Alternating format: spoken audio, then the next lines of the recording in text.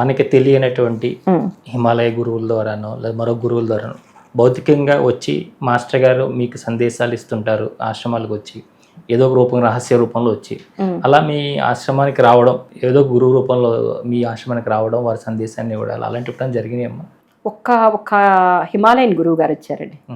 ఆయన వచ్చి ఆ ప్లేస్ అంతా చూసి ఒక 4-5 years అయిందండి. 4 years అయింది అనుకుంటా, 2021 అనుకుంటా. ఇక్కడ అద్భుతమైనటువంటి శక్తి ఉంది. అట్లానే మన సాందీపుడు మహర్షి తపస్సు చేసినటువంటి ప్లేసు. మేము అనుకునేవాళ్ళం ఇలాంటి కొంచెం ఇబ్బంది ఉన్నప్పుడు ఇదే ఎందుకు ఇచ్చారు మాస్టర్ గారు అని అనుకునేవాళ్ళం అండి. అప్పుడు అనుకున్నప్పుడు ఆయన చెప్పారు, మీ గురువుగారు ఎంచుకుంది కరెక్ట్ స్థలము. కాశీ నుంచి కన్యాకుమారికి వెళ్ళేటప్పుడు బాపట్ల సూర్యలంక మీదుగా మీ ఆశ్రమం మీదుగా అగస్త మహర్షి కన్యాకుమారి వెళ్తూ కొన్ని బీజాలు వేసి వెళ్ళారు. ఇక్కడ ఆయన పరశురాముడు కూడా తపస్సు చేసినటువంటి ప్లేసు. ఇక్కడ ఈ స్థలంలో సముద్ర పొడ్డున కూర్చొని ఆయన అగస్త మహర్షి బీజాలు వేశారు. పరశురాముడు తపస్సు చేసినటువంటి ప్లేసు. అన్నిట్లో కన్నా మాస్టర్ గారు నడియాడినటువంటి ప్లేస్ అండి. ఎందుకంటే సహ్యాద్రి ఆశ్రమం ఓడరేవులో క్యాంప్స్ ఎక్కువ జరిగాయండి, సాధనా క్యాంప్స్ ఎక్కువ జరిగాయండి. అట్లానే గాయత్రి మంత్ర దీక్షలు సంస్కారాలు బాగా చేయించేవాళ్ళండి. అట్లానే ఇది రాబోయే రోజుల్లో భారతదేశానికే సముద్ర పొడ్డు ఉన్నటువంటి సిద్ధక్షేత్రం అవుతుందన్నారు. దాన్ని చేయాలి, దానికి మ్యాన్ పవర్ ఉండాలండి, చెయ్యాలి. మాస్టర్ గారు కూడా అనేవాళ్ళు ఎక్కువ మందిని ఇన్వాల్వ్ చేసి చెయ్యాలి అని అనేవాళ్ళు. ఇప్పుడు వారు కొంతమందికి ట్రైనింగ్ ఇచ్చారు అంటే ఆయన అందరికీ తెలిసినట్టుగా ఆయన శరీరంతో ఉండలేదండి. వారు వెళ్ళిపోయాక వారి యొక్క వాయిస్తో స్ప్రెడ్ అయ్యి అద్భుతంగా పనిచేస్తున్నారండి. నన్ను అడిగితే మాకన్నా వాళ్ళు ఎక్కువ పనిచేస్తున్నారేమో అనిపిస్తుంది. ఇప్పుడు మన ఉదయ్ భాస్కర్ గారు వాళ్ళందరూ కూడా చాలా ఎక్కువ పనిచేస్తున్నారు. అట్లనే ఈ ఆశ్రమానికి భారతదేశంలోనే సముద్ర పొడ్డున ఉన్నటువంటి సిద్ధక్షేత్రం అన్నారు కదా, గాయత్రి మహావిద్యకి ఒక క్షేత్రం అన్నారండి. మాస్టర్ గారు అన్నారు, గాయత్రి మహావిద్య నేర్చుకోవాలంటే సహ్యాద్రి ఆశ్రమానికి రావాలి, యజ్ఞ విద్యని నేర్చుకోవాలంటే, అంటే నేను చెప్పేదంతా తెలుగు వర్షన్ అండి, హరిద్వార్ శాంతి కుంజ్ కూడా వెళ్తారు, అది హిందీలో ఉంది కాబట్టి ఇక్కడికి రావాలి. అట్లానే మీరు గురుదేవులకి, పరంపూజ్య గురుదేవులకి, వందనీయ మాతాజీకి వాళ్ళకి మాటిచ్చి జన్మ జన్మలు వాళ్ళతో కలిసి ఉండి పనిచేస్తున్నారు కాబట్టి దీని అర్హత ఉంది కాబట్టి మీకు ఇవ్వటం జరిగింది, అవకాశాన్ని ఇచ్చాను. ఉపయోగించుకుంటారా లీడర్స్ అవుతారు, లేదా ఫాలోవర్స్ అవుతారు. ఎప్పుడు మాస్టర్ గారు అదే చెప్పేవాళ్ళు. అది నాకు ఎప్పుడు గుర్తొచ్చేదండి. మీరు నేను చెప్పిన వెంటనే తక్షణమే నేర్చుకుంటే లీడర్స్ అయితే 10 మందికి మనం దారి చూపించగలుగుతామండి. చెయ్యలేకపో మనం ఏం చేస్తాము అనుకుంటే ఫాలోవర్స్ అవుతారు. అది గురువు ఎప్పుడు వారి మీద పెట్టుకోరండి. అట్లానే ఈ ఆశ్రమం సిద్ధక్షేత్రము యజ్ఞ విద్య, ప్రాణ విద్య, గాయత్రి మహావిద్య. ప్రాణ విద్య అని ఎందుకంటారేమో, సముద్రపు యొక్క ఉప్పు గాలిలో ప్రాణశక్తి ఉంటుందండి, ఎక్కువ కాలం జీవించగలుగుతారు. ఇప్పుడు నేను ఆశ్రమంలో ఉన్నంత ఎనర్జెటిక్గా బయటకు వస్తే ఉండలేనండి, చీరాలు వెళ్తేనే ఉండలేనండి. ఎందుకంటే నేనేం చెయ్యను, అక్కడ సాధన కూడా ఏముండదు. ఎందుకంటే నిరంతరం ఆ వైబ్రేషన్స్ నన్ను, ఆ ప్రాణశక్తి, సముద్రపు గాలి, పొల్యూషన్ ఉండదు కదండి, ఆ గాలికి చాలా హెల్తీగా ఉంటాను, ఎంతో వర్క్ చేస్తానండి. మళ్ళీ అదే వర్క్ బయటకు వస్తే చెయ్యలేను. ప్రాణశక్తి మాస్టర్ గారు ఒక మంత్రం కూడా ఇచ్చారు. అక్కడ ఒక్కొక్క ఆశ్రమానికి ఒక్కొక్క మంత్రం ఇచ్చారండి. ఎవరైతే 3 రోజులు ఉండి ఈ మంత్రాన్ని పరమహంసాయ విద్మహే మహాహంసాయ ధీమహి తన్నో హంస ప్రచోదయాత్ 24,000 సార్లు చేసుకుంటే వాళ్ళు ఏం అడగక్కర్ల, వాళ్ళ కోరిక అయిపోతుంది. పిల్లోడికి పెళ్లి కాలేదా అయిపోతుంది, ఉద్యోగం రాలేదా అయిపోతుంది, అనారోగ్యం అయిపోతుంది. గాయత్రి మంత్రం అంటావా, ఓకే, సర్వజనీయం ఎక్కడైనా ఆ శక్తి ఉంటుంది, వాళ్ళు చేసుకుని. ఈ ఆశ్రమంలో ప్రత్యేకత ప్రాణ విద్యా కేంద్రంలో ఈ మంత్రాన్ని నేను ఓపెన్ చేసి శక్తిదారులు ఉన్నాయి. ఆ మంత్రాన్ని 3 రోజుల్లో అంటే 3 పగళ్ళు 2 రాత్రులు ఈ మంత్ర జపం చేసుకుంటే తీరకపోతే నన్ను అడగమనండి అనేవాళ్ళండి. మాస్టర్ గారు అట్లా అనేవాళ్ళు. ఇప్పటికీ లెక్చర్స్లో చెప్పినప్పుడు మళ్ళీ మాకు అది విని చెయ్యాలి అని అంటుంది. హంస పరమహంసాయ విద్మహే, హంస అంటే ఏంటి, శ్వాసే.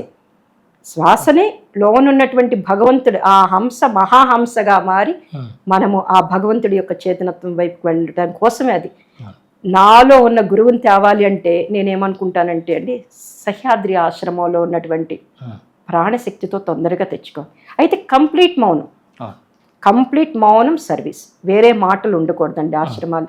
ఎప్పుడైతే వేరేగా మనం ఆలోచించి వేరే థింక్ చేస్తామో అక్కడ మాస్టర్ గారు ఒక్క మాట కూడా అనేవాళ్ళు, నేను పెట్టినటువంటి ఆశ్రమాల్లో మీరు మంచి మాట్లాడారా 1000 రెట్లు అవుతుంది, చెడు మాట్లాడారా 1000 రెట్లు అవుతుంది. అందుకని ఆశ్రమాల్లో అలాంటి శక్తి ఉంది, దాన్ని ఉపయోగించుకోండి అని చెప్పేవాళ్ళండి. మీరు ఇప్పుడు ఏదైతే ఏ లక్ష్యంతో అయితే మీరు ఈ ఆశ్రమాన్ని స్థాపించారో, మాస్టర్ గారు అక్కడ ఆయన యొక్క పూర్తి శక్తిని అక్కడ వారు నింపారో, దాన్ని మీరు ముందుకు తీసుకెళ్ళాలి మరింత విస్తృతంగానని మీరు చాలా కృషి చేస్తున్నారు. అయితే మాస్టర్ గారి యొక్క లెక్చరర్స్ ఆయన చెప్పినటువంటి ఏదైతే లిటరేచర్ ఉందండి, పుస్తకాలు కానీ, గ్రంథాలు కానీ, ఆడియోలు కానీ, అవన్నీ కూడా మీ ఆశ్రమంలో అందుబాటులో పెట్టారండి? లెక్చర్స్ మటుకి ఆడియోస్ అందుబాటులో లేవండి. బుక్స్ కూడా ఎందుకంటే మేము కొంచెం అంటే ఆయన చెప్పిన కాపీ ఒక్కోటే ఉంటుంది మా దగ్గర, ఎక్కువ లేదు. మ్యాన్ పవర్ ఇచ్చినప్పుడు ఆయన బుక్స్ అన్నీ కూడా ఒక ఇదిలాగా పెడతాం అనేది ఉందండి. ప్రస్తుతం మటుకి లేవు. ఆడియోస్ మటుకి మనకి మొత్తం యూట్యూబ్లో వస్తుంది. మనకి వీళ్ళు చక్కగా రిలీజ్ చేస్తున్నారు కదండి యూట్యూబ్లో, టాపిక్ వైజ్ మేము అవి పెట్టే ప్రస్తుతం వినిపిస్తున్నాము.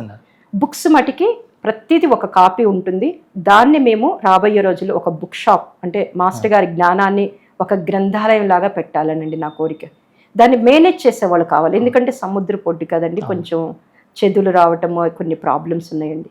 ఇప్పుడు పరమ పూజ్య గురుదేవులు పండిత శ్రీరామాచార్య గారు వారు ఏదైతే ఆవుకి తినిపించి దాని లోపల నుంచి వచ్చే విత్తనాలను ఆహారంగా తీసుకొని ఆ విధంగా యజ్ఞాన్ని చేశారు అని చెప్తా ఉంటారు. అవునండి. అంటే ఏదైనా ఒక మన లక్ష్యం సాధించాలి, ఏదైనా మనం అనుకున్నది సాధించాలంటే అంత కఠినమైనటువంటి నియమాలతో అయితేనే అది సాధ్యం అవుతుంది కదండి. మరి కరెక్ట్. అవునండి.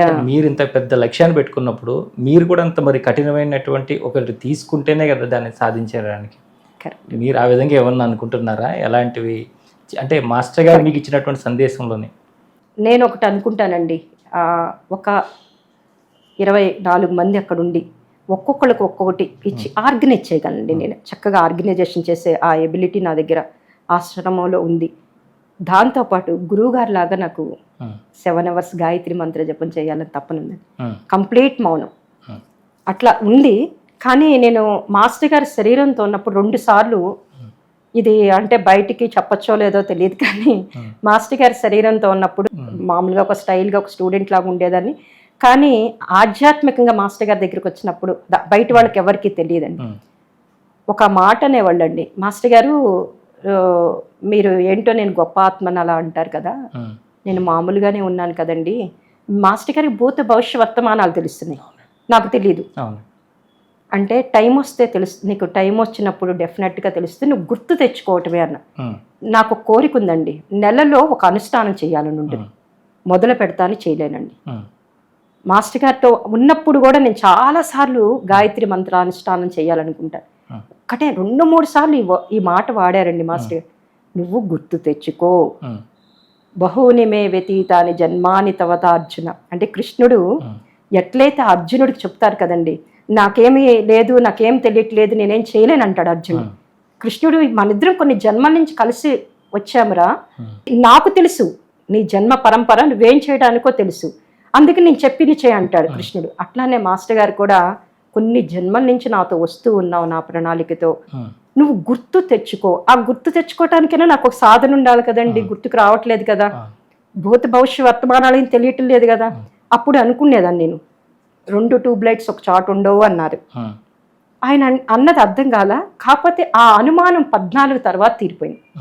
నాకు 14 తర్వాతే తీరిపోయి అక్కడికి నేను వర్క్ చేయటం స్టార్ట్ చేశాక, అదే అంటారు చూడండి, హనుమంతుడికి అందరు దేవతల అనుగ్రహం ఉన్నా కూడా ఆయన పిరికి వాళ్ళలాగా పక్కనే ఉన్నాడు.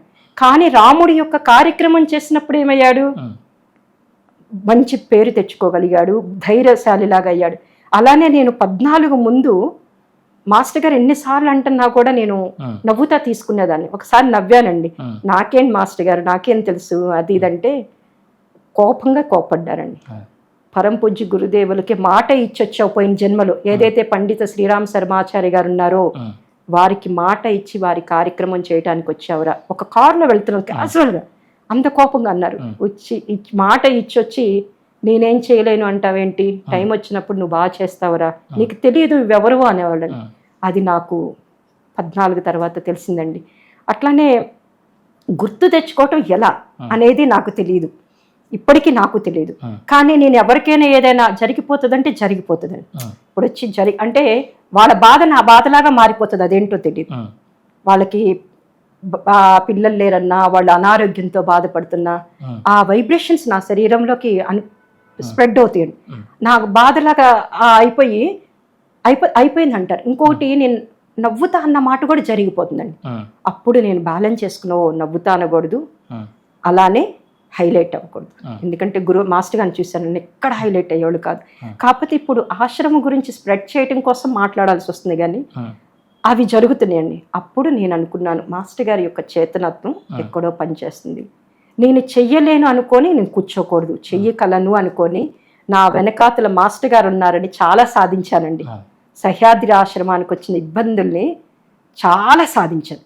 అప్పుడు నాకు అర్థమైంది, చేతనత్వం వారి నుంచి నాకు వస్తుంది.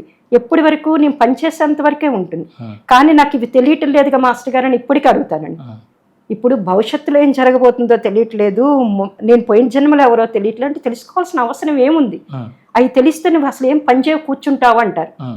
ఇంకా టైం ఉంది, ఇంకా టైం ఉంది. నేను ఒకటే అనుకుంటున్నానండి, ఇంకొక 5 సంవత్సరాలు 10 సంవత్సరాలు ట్రైనింగ్ ఇచ్చి అందరికీ చేసి అది ఆ సాధనగా కంప్లీట్ కూర్చోవాలని నాకు కోరిక ఉందండి. మాస్టర్ గారు ఏం చేస్తారు? ఎందుకంటే గురుదేవులు మాస్టర్ గారు ఇద్దరు కూడా గురువుల కార్యక్రమాలు చేయమనేవాళ్ళు, కానీ సాధనకి ఇంపార్టెన్స్ ఇవ్వరండి. నువ్వు చేస్తూ ఉంటే నీకు తెలిసిపోతుంది, అది నాకు తెలుస్తుందండి. నేను ముందుగానే చెప్తానండి ఇంట్లో వాడు పక్కన తెలియక, ఇది అక్కడ జరగదు, మనం వెళ్ళిన వేస్ట్ అంటే ఇంట్లో వాళ్ళు అంటారు, ముందుగా నువ్వు ఎలా ఊహించుకోగలవు అంటారు. తర్వాత అక్కడికి వెళ్ళాక వాళ్ళకి తెలుస్తుంది ఇది ఎవరిది, గురువు యొక్క చేతనత్వం. అందుకని ఈ మధ్య నేను బ్యాలెన్స్ చేసుకుంటున్నాను. బ్యాలెన్స్ చేసుకొని అది సామూహికతకి సంబంధించింది అయితే మాట్లాడాలి, సామూహిక లేనప్పుడు అది ఇంకొక అదేంటంటే ఒక అట్రాక్షన్ అయిపోతుంది, లేకపోతే దానికి అట్రాక్ట్ అయిపోతారు, లేకపోతే నేను దాంట్లో పడిపోతాను, ఉంటుంది కదా పడిపోవటము లగవటం. అందుకని గురువు గారు మాస్టర్ గారు ఎప్పుడు ఏం చెప్తారు, మీరు కార్యక్రమం చేసుకుంటూ వెళ్ళండి, అది ఏంటి అనేది మీకు అనవసరం, వెనకాతలు మేమున్నాం, మీరు చేయటం లేదు, మీకు జస్ట్ పేరు ఇస్తాం, చేసేదంతా వారు. మాస్టర్ గారు అది ఉందండి.